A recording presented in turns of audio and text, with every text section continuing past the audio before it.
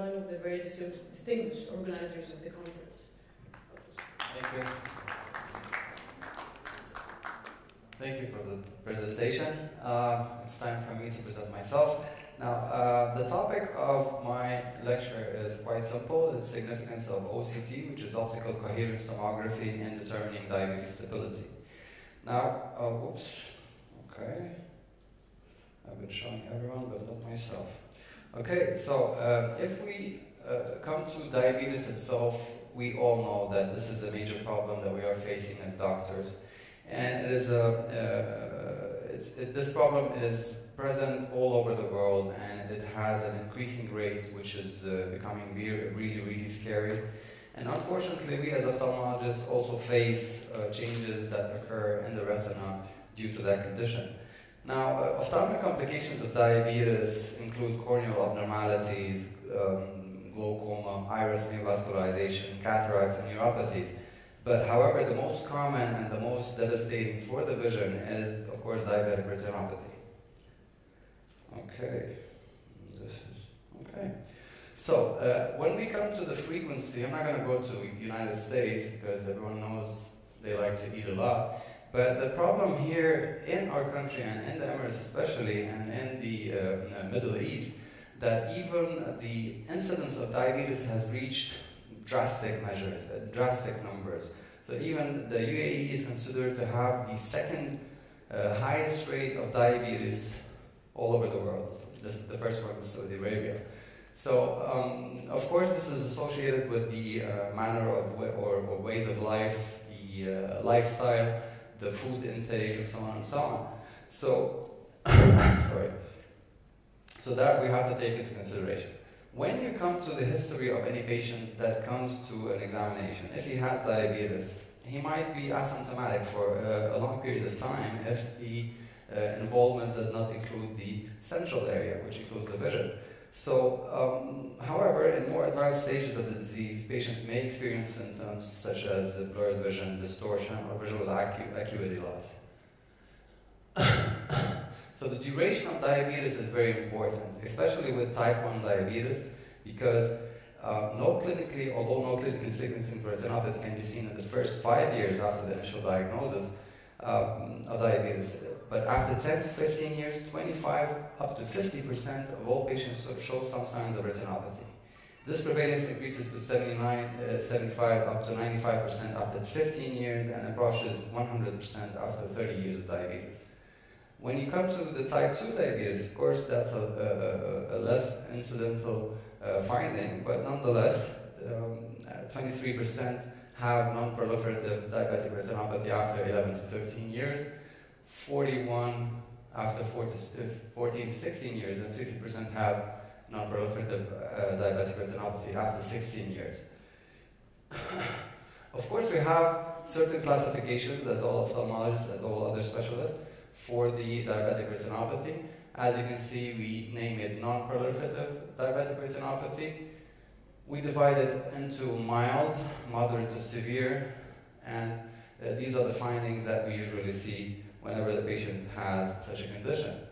The most dreadful condition is when we have proliferacy, or the proliferative diabetic retinopathy, because we already have neovascularization of the retina, optic disc or iris, fibrous tissue adhering to the vitreous surface of the retina, retinal detachment, vitreous hemorrhage, and pre-retinal hemorrhages. So those are the things that we fear the most because they are very drastic for the retina itself. If you come to the workup, now the Diabetic Control and Complications trial has demonstrated that intensive glucose control reduced the incidence and the progression of diabetic retinopathy.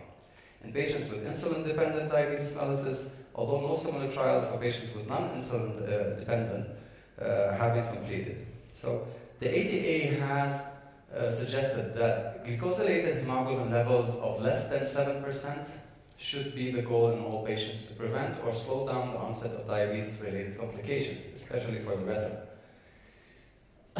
So the lab investigations, one of the most important is, of course, the glycosylated hemoglobin, which should be at a level of 6 to 7%. Okay, and if we maintain that level, then the even the progression of the diabetic retinopathy is reduced according to the investigations and the clinical researches. So here I'm just showing some photos and some snapshots of the fundus with the changes that occur. So here we see some microaneurysms. Here we see some cotton wool spots, intraretinal microvascular abnormalities, venous bleeding, of course due to the venous congestion and so on. Now here we see the proliferative side of the diabetic retinopathy with such changes such as neovascularization of the retina, the optic nerve, and of course of the iris. This is a very drastic condition where we have fibrosis at the vitreoretinal interface that will eventually lead to a retinal detachment, which is a very threatening condition for the retina and for the vision. And last but not least, this is the retinal detachment that we see here. Okay, and of course, hemorrhages all over, whether in the retina or in the vitreous, they are unstoppable. So when you come to the imaging studies, of course, one of the foundation of our methods is fluorescein angiography. So after injecting a dye into the vein, we take snapshots of the retina with all the changes that are emphasized by the injected dye. But nonetheless, we have achieved some advancements in technology, and now we revert to optical coherence tomography, which uses a light to generate a cross-sectional image of the retina. So this is used to determine the thickness of the retina, which is very important for us, and of course the presence of any swelling within the retina as well as the vitreomatrical, in order to detect any vitreomacular detractions. So if you talk about follow-ups, of course there are methods where the doctors have predetermined for themselves how many times do we have to follow up on those patients. Everyone has his own approach nonetheless, but the major approach which is established by all doctors that any stage associated with clinically significant macular edema, because the macula is involved and of course the central vision is there, then it should be treated and observed closely every 2 to 3 months to monitor the status of the macula. And of course, usually, habitually, if a patient came, nothing has been found, no increase in retinal thickness, we see him after a 6-month period, and then we just do a yearly follow-up, of course in correlation with the treatment which has been given by his treating doctor. So I want to show you one case which I had. So this patient, 57-year-old, suffering from diabetes for the last 8 years, was on treatment with metformin, and he was very compliant with the regimen. He was regularly checking his fasting blood sugar with a glucometer at home, and the results were always within normal value. However, he came to me and he was suffering from mild blurriness in the right eye, which he associated with inaccurate refractive correction. So I did an OCT, and the OCT showed me that he has macular edema right in the right eye. Okay, so the date was in 2010, December.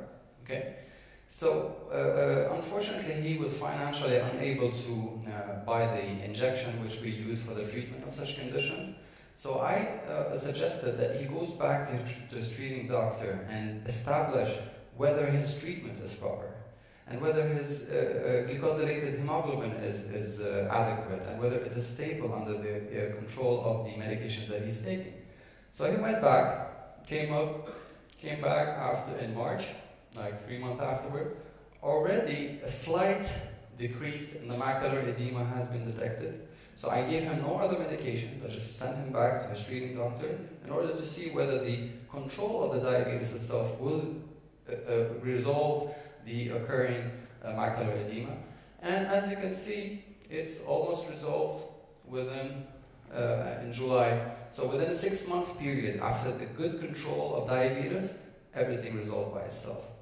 He didn't have to buy the injection again, but of course he was under control and under continuous investigations with follow-ups in order to exclude any reinitiation of the process. So, in conclusion, diabetes mellitus is a fast-growing, internationally threatening, aggressively progressive disease affecting multiple organs that we already know. Diabetic retinopathy is a sight-threatening complication, progression of which depends on glucose control. And last but not least, mandatory evaluation of the retina with OCT in a diabetic patient every 6 months can identify minute changes and can serve as an additional marker of glucose control. Thank you. Okay, so with that, we conclude our today's sessions. Thank you very much for attending. Please sign out when you are leaving the conference room in order to attain your CME credits.